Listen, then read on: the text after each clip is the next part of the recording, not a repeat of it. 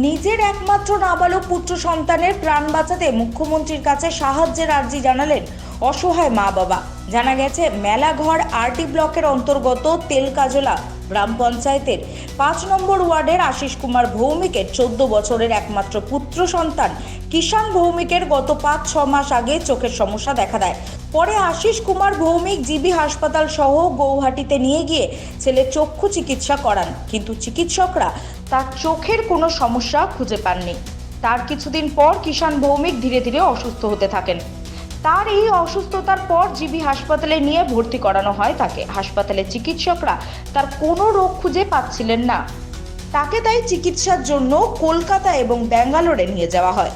সেখানে তার শারীরিক পরীক্ষা নিরীক্ষার পর চিকিৎসকরা কিষাণ ভৌমিকের শরীরে এক বিরল ও অদ্ভুত রোগের সন্ধান পায়। চিকিৎসকরা জানিয়েছেন, কিষাণ ভৌমিকের ভাইরাল ইনফেকশন হয়েছে, যাকে বলা হয় SSPE। চিকিৎসকরা আশিস কুমার ভৌমিককে স্পষ্টভাবে জানিয়ে দেন, এটা এমনই একটি অদ্ভুত রোগ যার কোনো ঔষধ ভারতবর্ষে এখনো আবিষ্কার হয়নি। তবে তাকে সুস্থ রাখতে হলে প্রতিদিন ঔষধ ব্যবহার করতে হবে। সেখান থেকে আশিস কুমার ভৌমিক ওনার ছেলেকে বাড়িতে নিয়ে আসেন। বাড়িতে নিয়ে আসার পর গত কিছুদিন ধরে তার কথা বলা বন্ধ হয়ে যায় এবং ঘরের মধ্যে লাফালাফি করছে সে।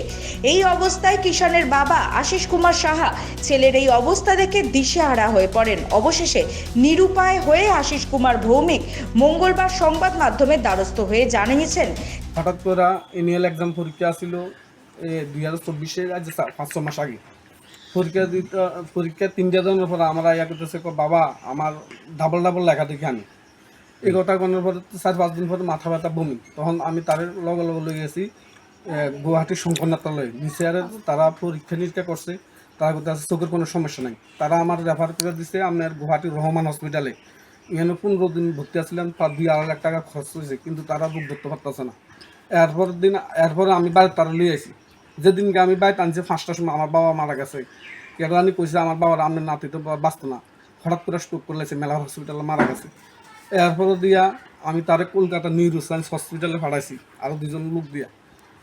পাঠানোর পরে তারাও 14-15 দিন আইসিইউতে ভর্তি আসছিল, তারা রোগ ধরতে পারে না। লাস্ট পর্যন্ত তারা করতেছে তার ভাইরাল ইনফেকশন SSPE। ছেলেকে সুস্থ করে তুলতে ওনার যা কিছু অর্থ সম্বল ছিল সবকিছু শেষ করে দিয়েছেন, কিন্তু ছেলেকে সুস্থ করতে পারেননি তিনি। গত কিছুদিন আগে আগরতলার এক চিকিৎসক কিষাণ ভৌমিককে ব্যাঙ্গালোরের একটি হাসপাতালে রেফার করে দেন, কিন্তু অর্থের অভাবে সেখানে নিয়ে যাওয়া সম্ভব হচ্ছে না তাকে। তিনি আরও জানিয়েছেন, একমাত্র ছেলেকে নিয়ে তাদের অনেক স্বপ্ন ছিল। ছেলের সাহায্যের জন্য মেলাঘর ইংলিশ মিডিয়াম স্কুলে লিখিত আকারে সাহায্যের জন্য আবেদন জানিয়েছিলেন তিনি। বিদ্যালয়ের প্রধান শিক্ষক ছাত্রছাত্রীদের সহ অন্যান্য শিক্ষক শিক্ষিকাদের কাছ থেকে সাহায্যের টাকা নিয়েছিলেন, কিন্তু সেই টাকা এখনো পর্যন্ত আশিস কুমার ভৌমিকের কাছে পৌঁছায়নি। তা নিয়ে তিনি সংবাদ মাধ্যমের কাছে অত্যন্ত দুঃখ প্রকাশ করেছেন। তাই মঙ্গলবার সকালে কিষাণ ভৌমিকের অসহায় মা বাবা সংবাদ মাধ্যমের দ্বারস্থ হয়ে একমাত্র ছেলেকে সুস্থ করে তুলতে মুখ্যমন্ত্রীর কাছে সাহায্যের আর্জি জানিয়েছেন। দীর্ঘ